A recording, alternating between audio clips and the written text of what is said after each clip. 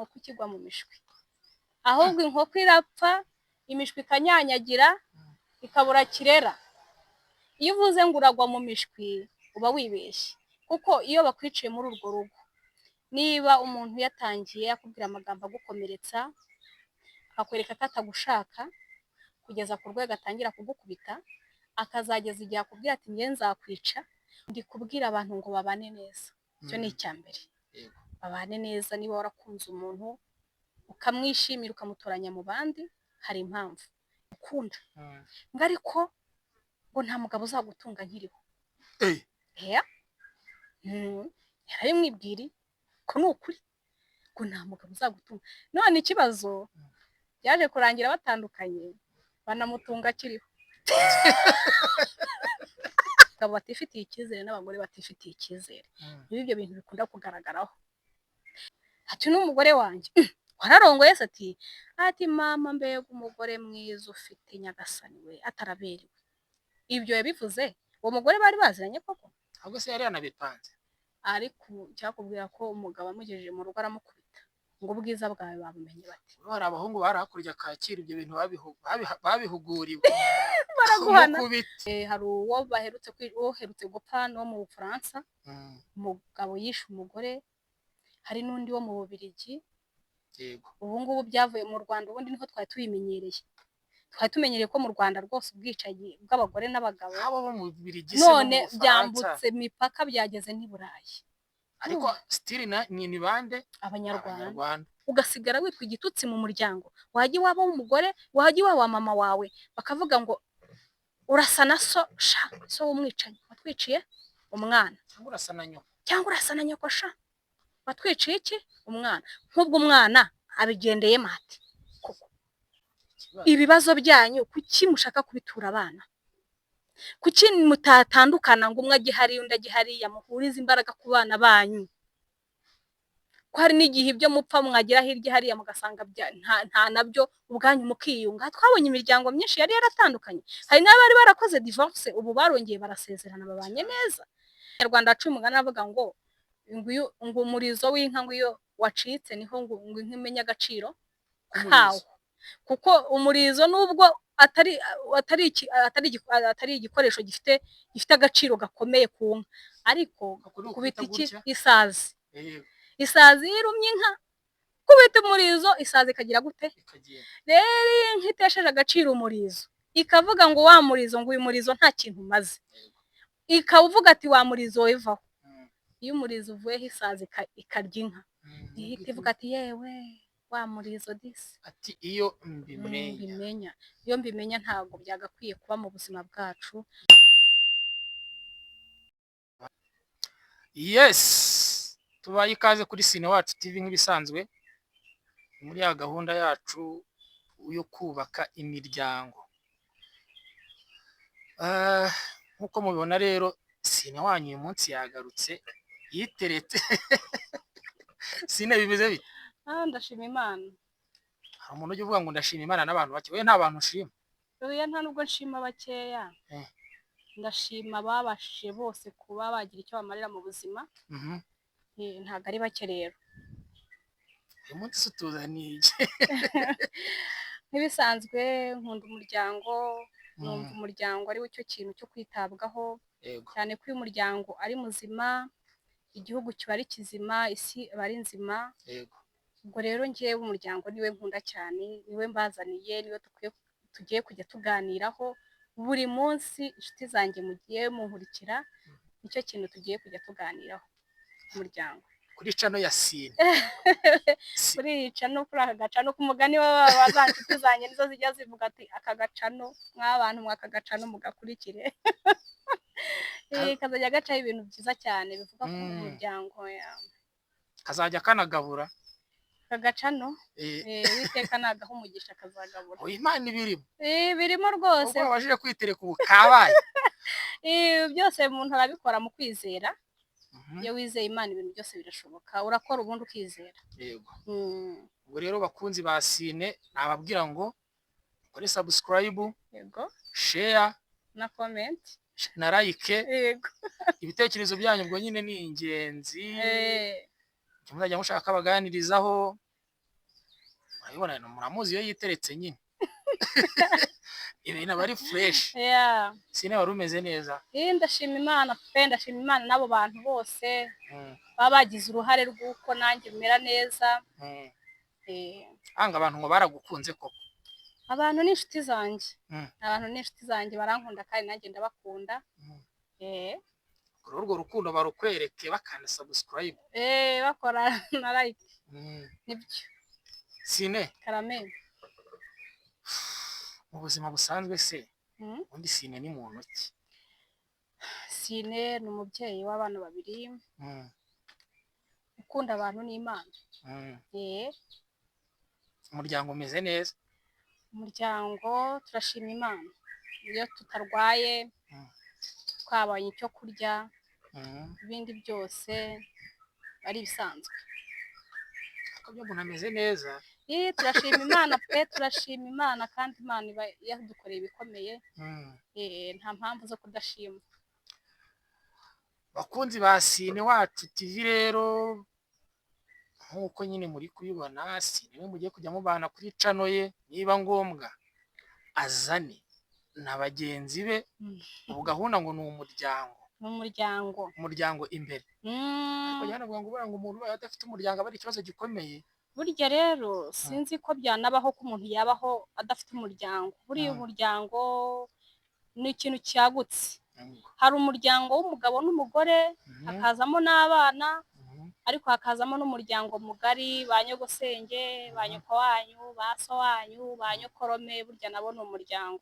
Yego. Noneho nanone iyo ugeze mu madini, burya idini ubarizwamo naryo bari umuryango. Yego. Iyo uri muri groupe runaka, iyo groupe ubarizwamo nayo aba ari umuryango. Yego. Umuryango rero ufite igisobanuro kinini cyane. Nta muntu rero ubaho atagira umuryango.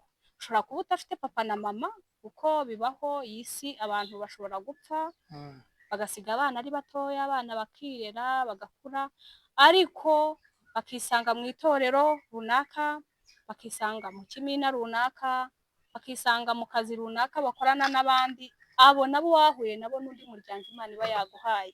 Yego. Hari igihe rero bagiriraho umugisha rwose bakaziba cyacyuha ababyeyi batabonetsemo. Yego. Nta muntu utagira umuryango rero, icyo ngicyo cyo tugikuremo. Ubwo bivuze ngo tubahaye ikaze mu muryango mugari wa Sine Wacu. Sine Wacu. N'uyu ni umuryango. Mwisange muri uyu muryango wanjye rwose, mbahaye ikaze. Muze tuwubake uno muryango ukomere. Niba navuga ngo nanagufatishije wa munganye. Hari ibintu bimaze iminsi biri kuba. Abantu bari kugenda bagwa mu ngo bihambiremo kubera karikiratirise. Rero sinavuga ko ari karikiratirise, sibye ko nayo ku ruhande rumwe hari abagira imibare myinshi, kavuga ngo imitungo naruhiye, ngo ntago nayihagurukamo. Wowe rwose yaba yibeshye. Ubundi ikindi abanyarwanda bajyaga bavuga ngo inkoko ngo zipfira imishwi. Yego. Ubundi icyo nicyo twubakiragaho cyane. Inkoko zipfira imishwi, zigwa mu mishwi. Ugasanga umuntu akaba ati sindahaguruka mu rugo nsiga abana. Ugasanga umugabo baramutoteje akavuga ati sinasiga urugo rwanjye n'abana. Cyangwa umugore arubereyemo nabi, ahura n'ihungabana ryinshi. Cyangwa se basigaye babyita ngo ni inkeke. Bamuhoza ku nkeke. Hari inkeke y'amagambo, hari inkeke y'ibikorwa. Ugasanga umuntu aravuga ati si ubundi haguruka nsiga abana. Nyine ugasanga ni ikibazo. Ariko aho isi igeze none aha ngaha, yewe nababwira ngo nta nkoko ikigwa mu mishwi. Ahubwo inkoko irapfa, imishwi ikanyanyagira, ikabura kirera. Iyo uvuze ngo uragwa mu mishwi, uba wibeshye. Kuko iyo bakwiciye muri urwo rugo, niba umuntu yatangiye akubwira amagambo agukomeretsa, akakwereka ko atagushaka, kugeza ku rwego atangira kugukubita, akazageza igihe akubwira ati njye nzakwica, ntuhaguruke ngo ugende, yenda ujyane n'abo bana bawe mubeho mu buzima bugoranye, ariko mukomeze kubaho, ukavuga ngo nzakomeza kurengera abana. Iyo amaze kukwica, ba bana babura kirera. Papa wabo baramufunga. Uwishe reka no kuvuga ngo ni papa, kuko n'abagore basigaye bica abagabo, sibyo na? Yego. N'abagore basigaye bica abagabo muri no minsi. hari uwapfuye baramushyingura ntuzagaruka, hari uwishe baramufunga, ba bana basigaye hagati y'ayo miryango y'iwabo w'umugore n'iwabo w'umugabo nabo bafitanye amakimbirane, yatwiciye yatwiciye umwana, yadufungishiriza undi ati nawe yafungishije umuntu. Abo bana usanga bafite ibikomere byinshi, babura kirera, bajyana mu muryango no muri sosiyete isanzwe akajya avuga ati umwana w'abicanyi ku ishuri, uzi yuko uno mwana papa we yishe mama we, cyangwa mama we yishe papa we. Bariya bana bahuye na kiriya kintu cyo kuba umubyeyi yarishe uwundi bakwiye kwitabwaho mu buryo bukomeye cyane, kuko bwa mbere bafite ihungabana ry'uko mama wabo yarapfuye cyangwa papa wabo, kandi wabigizemo uruhare ni umwe mu babyeyi babo. Cyo ni igikomere gikomeye kiri ku mutima. Noneho ibyo birarenze, sosiyete ntibakiriye, n'umuryango mugari ntubakiriye. Abo bana rwose hatabaye Imana ngo ibabe hafi, ni babandi twajya tubona biyahura kuko bafite ibikomere batabasha kwakira mu mitima yabo. Imiryango rero muri ino minsi irahagurukiwe, imiryango iragowe, sinzi impamvu nsigaye mbona abantu bahaguruka bakigaragambya ngo ubutegetsi ubu n'ubu ngo bwageze gutya, simbona abantu bahagurukira ikintu cyitwa imiryango, bavuga ngo ni ukubera iki abantu bari kwicana, ni ukubera iki imiryango itameze neza, ni ukubera iki abantu bari gutandukana. Icyo kintu nacyo gikwiye guhagurukirwa kuko giteye inkeke kubona umuryango muri ino minsi umugore n'umugabo babanye neza. Ego komana ni ibitangaza bikomeye. Imiryango kuyibanye neza iriho, ahubwo icyo twenda iriho pe, ntabwo navuze ko itariho, ariko ni bake. Ntabwo bivuze ngo wowe icyo udashyigikiye ni uko umuntu bamubwira ngo niko zubaka. Njyewe ndi kubwira abantu ngo babane neza, icyo ni icya mbere. Babane neza, niba warakunze umuntu ukamwishimira ukamutoranya mu bandi, hari impamvu.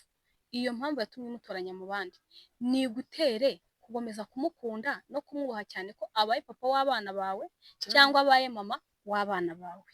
Rero niba hari ibintu byajemo bigatuma mutabasha kwihangana, mugenzi wanjye, wikwica umuntu wakubyariye, wikwica umuntu mwabyaranye. Mushobora gutandukana mukaba musepaye, umwe akaba ari hariya n'undi akaba ari hariya, mukabanza mukitekerezaho, kuko hari n'abantu bapfa ubusa. Burya abenshi amakimbirane aza mu muryango ntugire ngo aturuka ku kintu gikomeye. Abantu bapfa akantu gatoya batakwicara hasi ngo bagacoce bakaganireho, kakazavamo intandaro y'ibindi bintu byinshi cyane. Hari umuntu twahoze tuganira ambwira ukuntu umuryango we wasenyutse, yaganiriye n'abandi bagabo. Abagabo rero buriya aho bari baraganira n'abagore baraganira, akenshi na kenshi abo bantu usanga iyo atari abakristo baganira ku bintu by'imibonano mpuzabitsina biri hanze aha, biri kurikora, ibiri gusenya ingo nyinshi. Ibintu byitwa imibonano bimeze nabi, sinzi namwe niba ariko mubibona. Ubwo rero abantu bamerewe nabi ku buryo uganira n'umuntu, mwamara kuganira akakubwira ibintu utari usanzwe wumva mu matwi yawe, akakubwira ibintu utari usanzwe uzi, ugatangira kujya. Wari umaranye n'umugore wawe imyaka myinshi, mumaranye imyaka 10, mufite uburyo mwari mwibaniyeho, n'icyo kiganiro cyo mu buriri hari uburyo mwakiganiragaho kandi mugahuza. Umuntu akaba arakubwiye ati ntabwo wari waba umugabo kuva wabaho. Udakora kuri Yezu akoze. Ati kada, ati buriya, ati niba ibi niba bitarabayeho, ati ubwo nta kintu wari wabona. Satangiye kuzana confusion mu mutwe w'umuntu, akata byose koko, kandi bari bibaniye neza, uko bari babanye byari bibanyuze. Agatangira kugira amatsiko, burya abantu bagira amatsiko, agatangira akamubaza se ibyo bintu bimeze bwatagwa kwati bigenda gutya na gutya na gutya, ibintu ntarondoreye. Undi agatangira kujya kwa Afrika ibyo yumvishije mu matwi, atazi niba ari n'ukuri, atazi yuko ari nabyo, akajya kubwira umugore cyangwa umugabo ngo nagire gute, nabikore. Wa wundi rero nawe kwera ibyo atabisobanukiwe, agatangira kugira ikibazo, akavuga se ubundi bikuye bije biti ko twari twibaniye neza mu mahoro, ubundi ibyo bikuye. Agatangira kugira gute, kukugiraho urwikekwe. Iyo urwikekwe rwaje mu muryango rero sasa burya niho ingorane nyinshi zigenda zivuka. Havuka ibibazo byinshi, umuntu agatangira akavuga ati uzi ko uyu mugabo impamvu yambwiye ngo mbigenze gutya na gutya hari umugore wabimukoreye, kandi wa mugabo nta n'umugore wabimukoreye pe, ni uko yabikuye hehe ku kabari, ni ya makuru y'abamotari yego ariho ivumbi atanizewe. yego Ariko kubera twumva ibintu aho kugira ngo tubishungure tugahita dushaka kubyapurika, ugasanga bizanye umwuka mubi hehe mu muryango. Iyo umugore cyangwa umugabo atangiye kugutera icyizere, burya urugo rwubakwa n'icyizere n'ubucuti bwose, usibye n'urugo n'ubucuti bw'abantu babiri, inshuti. Iyo inshuti yawe wayitereye icyizere ntabwo ukibitsa amabanga. Iyo inshuti yawe wayitereye icyizere ntabwo wayitabaza kuko ubuzi yuko itagutabara. Rero no mu muryango icyizere cyagize cyarangiye niho ibibazo bivuka. Ubwo ibibazo bizanywe n'iki? N'amabwire yumvishije azanye mu rugo, umugore atangiye kumutera icyizere cyangwa umugabo batangiye gutana icyizere. Iyo hamaze kuzamo icyizere gike, umugore rero wakugiriye icyizere gike nshuti yanjye, wagutawe agatangira gukeka yuko urimo kujya kumuca inyuma ku wundi mugore cyangwa ku bandi bagore. Ntago aba ari wa wundi mu gisenye y'iki umugozi umwe.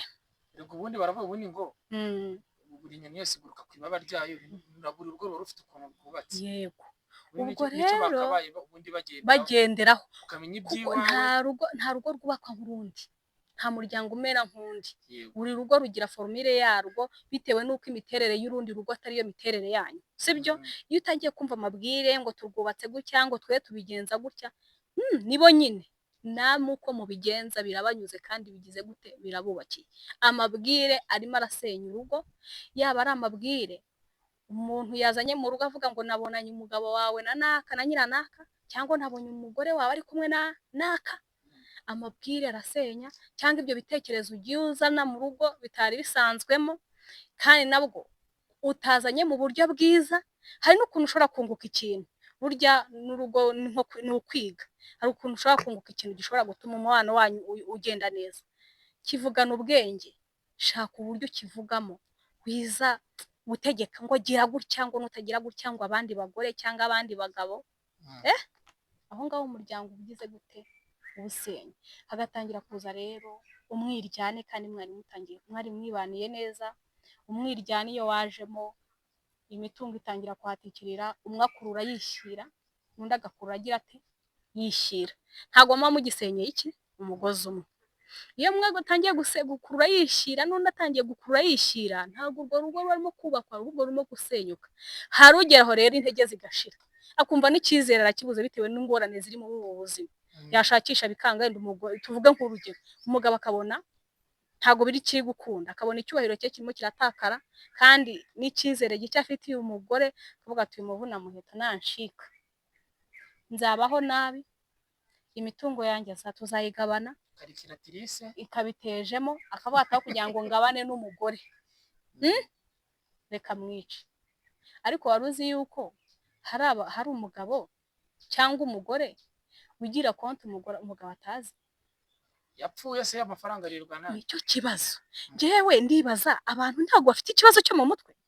Niba umutungo wawe utazwi n'umuryango wawe, burya umuryango wawe n'umugabo wawe n'umugore wawe, kuko abana babarirwa kuri abo bantu. Niba abana bakiri bato ari abantu tukireberera, umutungo wawe iyo upfuye ni njye umanajinga kandi ukagirira umumaro babana twabyaranye. None niba uwumpishe, ntabwo uhisha abana bawe. None si ubwo ikintu umugore wawe cyangwa umugabo wawe atazi, atagiraho uruhare, atanarya n'abana bawe, ubundi ubwo ugihaye nde? Niba utakwifuza ko umugore wawe yagabana imitungo nawe, urashaka kuyigabana nande? Ubundi ko aricyo ndi kwibaza. Nimushyire mu nyurabwenge, muvanemo ubujiji no kwikunda, mukuremo inarijye nyinshi, mubanze mukundane. Ese ubundi ugabanye n'umugore wawe cyangwa n'umugabo wawe, mukarera b'abana, ugasanga umugore wawe niba mwaranatandukanye ntiyandagaye, ntago ari wa muntu usabiriza cyangwa urinda yayigurisha ku muhanda kuko yabuze uburyo, ubundi bigutwaye iki? Kari aho habereye urukundo ruke. Ubu se umuntu utazi we ntiwamufasha ku buryo wafata ifuni cyangwa umuhoro ukabangwa kugira ngo imitungo yanjye izaribwe n'umugore nashatse? Reka mwice. ngo kugira ngo imitungo twaruhiye izaribwe n'umugabo nashatse ngo reka mwice, ko wamara kumwica nawe ugapfa none ikazaribwa na rubanda nutarayiruye. Ese ubundi kumugani iyo umaze kumwica bakagufunga iribwa nande? Ni ikibazo ndi kukwibariza we turi kurebana.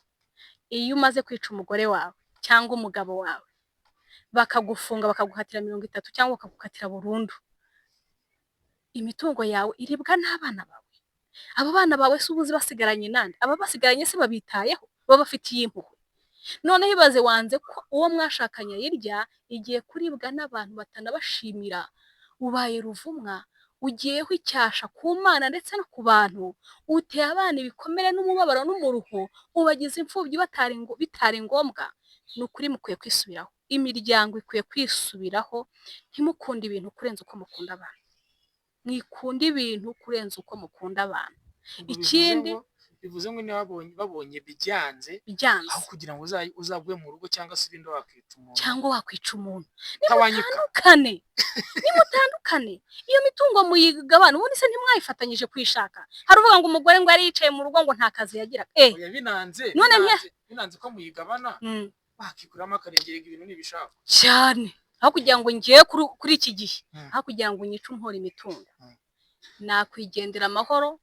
Uburyo iyo umuntu ari muzima ahumeka afite amaboko, umugisha w'Imana umubaho, arakora ibintu bikaza, kuko nibyo ntiba mwarabivukanye, muba mwarabishatse kandi bikagira gute bikaza. Rero nicyo nababwiraho. Hari ikindi rero kirimo kiratera abantu kwicana, ibintu byitwa ngo gucana inyuma, ifuhe. Ikintu cyitwa ifuhe kirimo kirarikora hano hanze.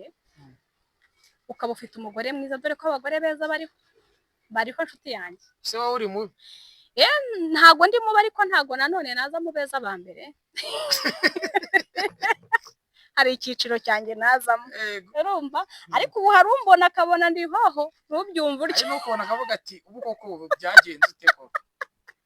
Hari umbona karara adasinziriye, urumva? Kumva ndi ikibazo.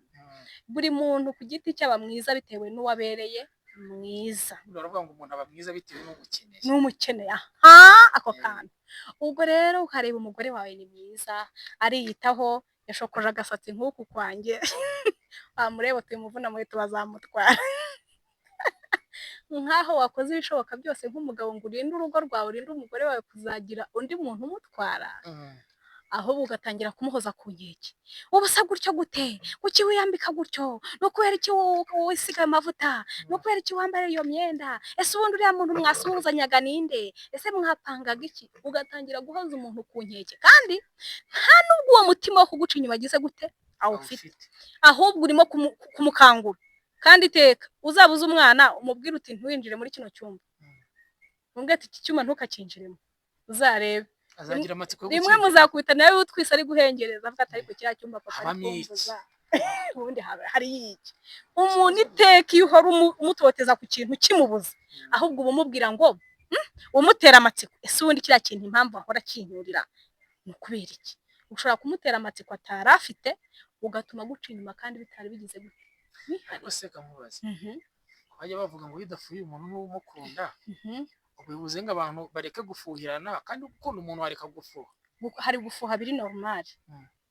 N'ijambo ry'Imana nayo ngo ni Imana ifuha. Ni Imana ifuha. Hari no gufuha biri bizarre. Umva ubundi ibintu byose birenze biba bibi. Byaba byiza, isukari nyinshi iri mu gikoma ntukinywa, umunyu mwinshi uri mu biryo ubirya. Ibintu byose iyo byabaye byinshi biba bibi.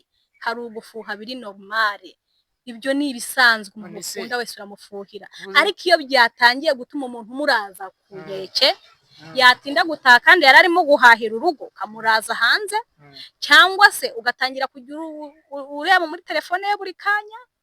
Urumva umuntu yamuhamagara ntuzi icyo amuhamagara, ntuzi n'uwo ari we, ugatangira kuvuga ngo ni abagabo bawe cyangwa se ni abagore bawe. Urumva ugatangira kumubwira amagambo mabi amumenasa, ahubwo uburyo fuhe riba ryabaye uburwayi, ni bwa bundi buzavamo kwicana. Kavuga ngo hari ibyo bita ngo ni mental disease. Hari umugabo wabwiye umugore we, aramubwira ngo njyewe ngo ndabibona ko abantu bagukunda, ngo ariko ngo nta mugabo uzagutunga nkiriho. Eh, Oya, yarabimwibwiriye ko ni ukuri ngo nta mugabo uzagutunga. None ikibazo byaje kurangira batandukanye, banamutunga akiriho. Ako kantu niko kancekeje ndapfa, ndavuga nti ariko Mana we, umuntu mwamenyanye ari mukuru. ubundi baravuga ngo umuntu wese mwamenyanye yarameze amenyo Yes, bigenda gake. yes. Ubundi mubijyana nabo mu bwumvikane n'ubworoherane, iyo hajemo kumuyobora nk'uyobora inka, nyura aha icara, mpereza telefone yawe, uvuye he, wavuganaga nande, urasute, icyo uba Wambaye wakishe. mini, wambaye agakanzu keza, Hari n'uwamba- uragiye muri bugaruke. hari n'ugufuhira wakwambara n'igitenge ngo cyakubereye ukaba wazibizira. Hari undi wigeze yari ari kumwe n'umugore we.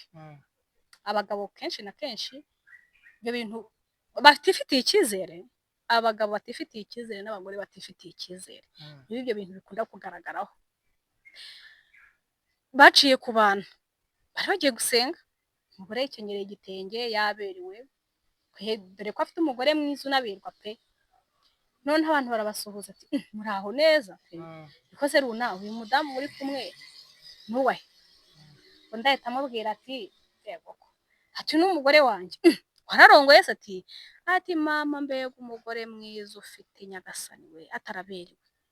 Ibyo yabivuze uwo mugore bari baziranye koko? ahubwo se yari yanabipanze. Ariko cyakubwira ko umugabo amugejeje mu rugo aramukubita ngo ubwiza bwawe babumenye bati. Hari abahungu bari hakurya Kacyiru ibyo bintu babihuguriwe. Baraguhana, Umukubita. baguhana kibyeyi.